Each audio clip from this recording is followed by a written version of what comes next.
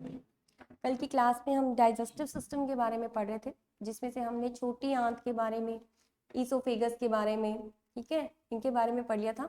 आज हम बड़ी आंत के बारे में पढ़ेंगे। छोटी आंत में क्या था कि जैसे सबसे ज़्यादा जो है वो डाइजेशन जो होता है वो छोटी आंत में होता है, और सबसे ज़्यादा जो अवशोषण जो होता है तो बड़ी आंत जो होती है उसमें क्या होता है, उसमें पाचन नहीं होता है, उसमें केवल अवशोषण का काम होता है। जल को अवशोषित यानी कि ऑब्जर्व किया जाता है। इसके अलावा पाचन और कहाँ नहीं होता है, ईसोफेगस में नहीं होता, जो आहार नाल होती है उसमें नहीं होता है। वो तो क्या होती है, मुख गुहा को अमाशय से जोड़ती है, ठीक है। तो वो क्या करती है, सिर्फ खाने को मुख से लेकर अमाशय तक पहुंचाती है, वहां पाचन नहीं होता है। इसके अलावा बड़ी आंत जो होती है उसमें भी पाचन की क्रिया नहीं होती है। उसमें केवल जो भोजन पचा लिया जाता है उसमें से जल का अवशोषण जो होता है वो वहां पर किया जाता है। तो इसमें केवल जल का अवशोषण किया जाता है। तो क्वेश्चन आता है कि जल का अवशोषण जो है वो डाइजेस्टिव सिस्टम के कौन से हिस्से में होता है, तो हो जाएगा बड़ी आंत के अंदर। इसके बाद देखो, बड़ी आंत की चौड़ाई अधिक होने के कारण यह बड़ी आंत कहलाती है।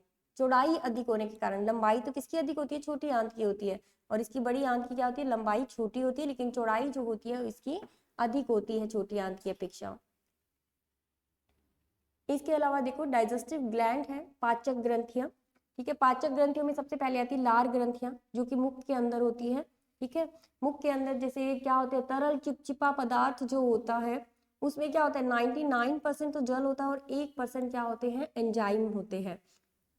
फिर है यकृत, लीवर, यह मानव की सबसे बड़ी ग्रंथि है। जब मैंने आपको डायग्राम दिखाया था तो उसमें मैंने आपको बताया भी था कि सबसे बड़ी ग्रंथि अगर पूछी जाती है मानव शरीर की तो वो कौन सी है, यकृत है। और अगर बाई चांस आपसे पूछ लिया जाता है कि सबसे बड़ा अंग कौन सा है, तो अंग के अंदर आती है त्वचा। स्किन जो होती है वो मानव शरीर का सबसे बड़ा अंग कहलाती है। और ग्रंथि कौन सी होती है, लीवर होती है।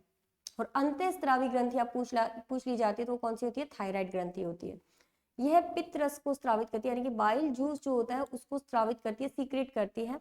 यह रस पित्ताशय में स्टोर रहता है, यानी कि गैल ब्लैडर जो थी, मैंने आपको दिखाई भी थी कि ये जैसे लीवर के जस्ट नीचे ही होती है, और वहां पर जो होता है जो भी पित्त रस इसके द्वारा निकाला जाता है, सीक्रेट किया जाता है लीवर के द्वारा, वो कहाँ पर स्टोर हो जाता है, वो गैल ब्लैडर में स्टोर हो जाता है।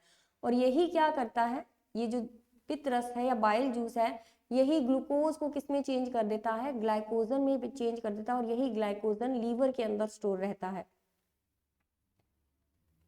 फिर है अग्नाशय, ये भी एक तरह की ग्लैंड्स है। यह शरीर की दूसरी सबसे बड़ी ग्रंथि कहलाती है। ये क्या करती है, अग्नाशयी रस का स्रवण करती है, सीक्रेट करती है। इसके अलावा देखो, मुख्य बिंदु है उनमें देखो, कार्बोहाइड्रेट के पूर्ण पाचन से क्या बनता है, ग्लूकोज बनता है। प्रोटीन के पूर्ण पाचन से क्या बनेंगे, अमीनो एसिड बनेंगे। वसा के पूर्ण पाचन से क्या बनेंगे, वसीय अम्ल या ग्लिसरोल बनेंगे। ये तीनों के तीनों क्वेश्चन जो है वो हमने जो टेस्ट सीरीज दिए तीनों में आ चुके हैं क्वेश्चन, ठीक है। कार्बोहाइड्रेट का पूर्ण पाचन ग्लूकोज बनाता है, प्रोटीन के पूर्ण पाचन अमीनो एसिड बनाते हैं, और वसा का पूर्ण पाचन क्या बनाता है, वसीय अम्ल या ग्लिसरोल बनाता है। पित्त रस के माध्यम को क्या कहा जाता है, ये क्या बनाता है, क्षारीय बनाता है। पित्त रस में किसी भी प्रकार का कोई एंजाइम नहीं पाया जाता है। फिर देखो, पित्त रस का पीएच कितना है, 7.7। ये मैंने जब आपको पीएच स्केल बताया था तो उसमें बताया था कि 7 से जो नीचे वाले हैं वो तो सारे क्या होते हैं, एसिडिक होते हैं, और 7 से ऊपर वाले जो होते हैं वो सबके सब क्या होते हैं, बेस होते हैं, यानी कि क्षार होते हैं। तो पीएच का जो वैल्यू होती है, बेस वैल्यू, वो कितनी है, 7.7 है। इसके अलावा लार जो है उसकी पीएच कितनी होती है, 6.8 होती है। अगर मान लो, अगर आप सुबह सुबह जैसे उठते हो, ठीक है, जो हमारा खाना पच जाता है, या उठते टाइम क्या होता है, सुबह सुबह जब मॉर्निंग में उठते हो तो ये पीएच कैसी हो जाती है, ये कम हो जाती है उस समय, ठीक है, 5 के आसपास पहुंच जाती है मॉर्निंग के अंदर। जब आप ब्रश करते हो तब ये वापस से नॉर्मल हो जाती है, 6.8 हो जाती है। फिर अग्नाशी रस है, पीएच इसका होता है 7.8 होता है। जठर रस HCl यानी कि हाइड्रोक्लोरिक एसिड, इसका पीएच कैसा होता है, एसिडिक होता है, 1.8 होता है। अमाशय में पेप्सिन व रेनिन एंजाइम पाए जाते हैं, और लार में कौन से होते हैं, टाइलिन व एमाइलेज एंजाइम पाए जाते हैं। इसके अलावा देखो, एमाइलेज एंजाइम अग्नाशय में भी होता है, दोनों में ही होता है, लार में भी होता है और अग्नाशय में भी होता है। अग्नाशय में एमाइलेज, ट्रिप्सिन और लाइपेज, ये 3 एंजाइम जो होते हैं वो अग्नाशय के अंदर पाए जाते हैं।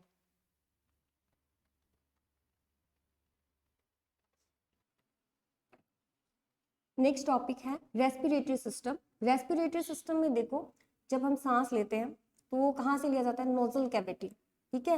ये नोजल कैविटी आगे जाकर किसमें जाती है फेरिंग्स में। ये फेरिंग्स जो होता है ये किससे जुड़ा होता है, विंड पाइप से जुड़ा भी हुआ होता है और फूड पाइप से भी जुड़ा हुआ होता है। जब मैंने आपको डाइजेस्टिव सिस्टम बताया था तब भी मैंने आपको बताया था जो फेरिंग्स है, अगर आप ध्यान से देखोगे तो ये देखो, ये बक्कल कैविटी है और ये कौन सी है, नोजल कैविटी है। इन दोनों को अलग करता है वो कौन सा होता है, पैलेट जिसको कहा जाता है। अगर आप टंग से जैसे ऊपर की तरफ टच करके देखते हो तो आपको जो महसूस होता है वो क्या करता है, नोजल कैविटी और बक्कल कैविटी दोनों को क्या करता है, अलग करता है। ये दोनों ही जाकर कहाँ मिल जाते हैं, फेरिंग्स में मिलते हैं। फेरिंग्स में जाने के बाद क्या होता है, जो विंड पाइप होती है वहां पर क्या होती है, एक जगह होती है जिसे एपिग्लॉटिस कहा जाता है। ठीक है, वो एक ढक्कन लाइक स्ट्रक्चर होती है जो क्या होती है, जब खाना खाते हैं तो वो क्या होती है, बंद हो जाती है। तो यहाँ से जो है फेरिंग्स के बाद ये अलग होती है। यहाँ पर क्या होता है, लैरिंग्स। लैरिंग्स जिसे आप वोकल कॉर्ड्स बोल सकते हो। ठीक है, जो आवाज हमारी निकलती है वो इसी से टकराकर जो है वो वापस आती है। जो हम बोल पाते हैं वो लैरिंग्स से ही टकराकर वापस आती है। अंदर जब हवा जाती है वापस मुंह के थ्रू, जब हवा जाती है अंदर तो वो लैरिंग्स से टकराकर जो है वो वापस आती है माउथ के अंदर। तो क्या होता है, अपनी टंग है, टीथ है, लिप्स हैं, तो ये क्या करते हैं, उसको क्या करते हैं, जैसे भाषा का रूप देते हैं, जो हम शब्द बोलते हैं। ठीक है, तो ये इस तरह से वर्क करता है ये। फिर लैरिंग्स के बाद क्या आती है, ये ट्रैकिया आ जाती है। ये जितनी भी दिखाई दे रही है आपको व्हाइट कलर का पोर्शन जो है इसको क्या कहा जाता है, ट्रैकिया कहा जाता है। ठीक है, विंड पाइप कहा जाता है इसको, या ट्रैकिया बोल सकते हो। तो यहाँ से क्या है, ये हवा जो आप ऑक्सीजन ले रहे हो वो यहाँ तक पहुंचती है। यहाँ से यहाँ तक पहुंचने के बाद लंग्स में देखो, ये आपको जो ट्री लाइक स्ट्रक्चर दिख रही है, ठीक है, जाल जैसा दिख रहा है, इसको क्या बोला जाता है, इनको बोला जाता है ब्रोंकी। ठीक है, ये दो ब्रोंकी होती है, एक तो इस तरफ जा रही है और एक किस तरफ जा रही है, एक इस तरफ जाती है। दोनों आगे जाकर क्या होती है, एक जाल के रूप में जो है दोनों लंग्स में फैल जाती है। दोनों लंग्स में फैलने के बाद क्या बन जाती है, वो बन जाती है ब्रोंकियोल्स। ये जो आपको रूट्स जैसी स्ट्रक्चर दिख रही है सारी की सारी क्या कहलाती है, ब्रोंक्यूल्स कहलाती हैं। इन्हीं ब्रोंक्यूल्स के ऊपर क्या होते हैं, गोल गोल मतलब राउंड स्ट्रक्चर होती है। जितनी भी आपको दिख रही है ना ब्रोंक्यूल्स, इनके हर के ऊपर क्या होती है, एल्यूवलीज होती है। ठीक है, एल्यूवलीज होती है, बिल्कुल गोल गोल स्पंज लाइक स्ट्रक्चर होती है। ठीक है, इनके अंदर क्या जाती है, वो हवा जो आप ऑक्सीजन ले रहे हो वो इनके द्वारा ऑब्जर्व कर ली जाती है। अब यहाँ पर हार्ट होता है। ठीक है, हार्ट की जो पल्मोनरी वेन्स होती हैं वो क्या करती है, सॉरी पल्मोनरी आर्टरी जो होती है वो क्या करती है, यहाँ से इसके अंदर एंटर करती है और एंटर करने के बाद क्या होती है, वो अपना जो डीऑक्सीजनेटेड ब्लड होता है वो इस एल्यूवली को दे देती है और वहां से ऑक्सीजन जो होती है वो उसको ले लेती है।